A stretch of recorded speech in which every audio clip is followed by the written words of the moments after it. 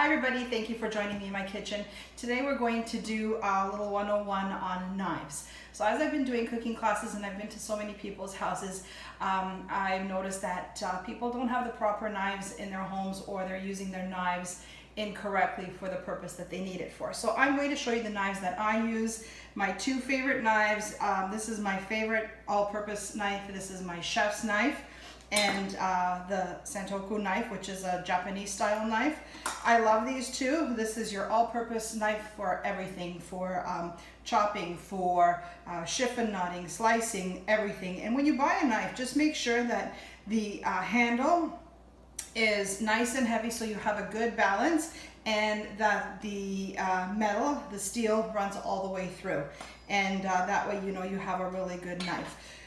Another knife that everyone usually has and they use it wrong is a paring knife. A paring knife is usually used for peeling, for coring, taking out, you know, little nicks in your potatoes. And then I also have kind of this utility knife, which is the same thing, but just a little bit longer. But a really good paring knife is always good to have.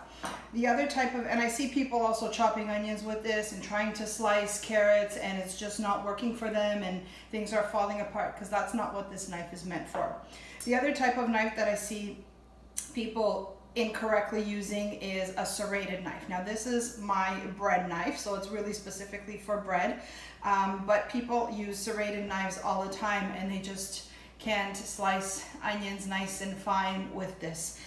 So this is really good only if you don't have, it's for tomatoes maybe, or something with a skin like a tomato, but really it's the best for bread. And then another type of knife that I've seen people use is something like this. This is a boning knife. This is great if you want to butterfly your meat. Also, if you ever have a fillet of salmon and you want to take off the skin, you need a thin knife like that that'll go underneath and you can maneuver with. And I just want to show you a quick technique, because I think that a lot of people have problems cutting like a simple onion. So when you have an onion, I've taken off the top and the bottom of the onion.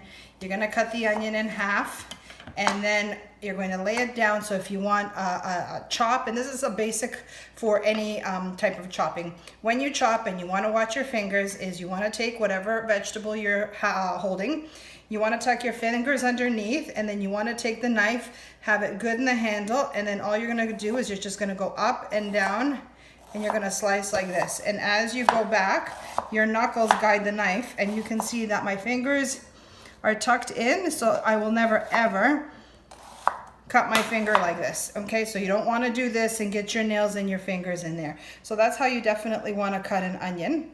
And if you're using the chef's knife, it'll be exactly the same. You want to tuck your fingers in, and then if you want to go across, it's really the same thing. Okay, so onions are really easy to cut. The most important thing in having your vegetable or your knives is that your knife is always sharp. You will have an accident with a dull knife before you have one with a sharp knife. So if you have any questions, please list your comments below. Otherwise, tell me what your favorite knife is in your kitchen. Thanks for joining me.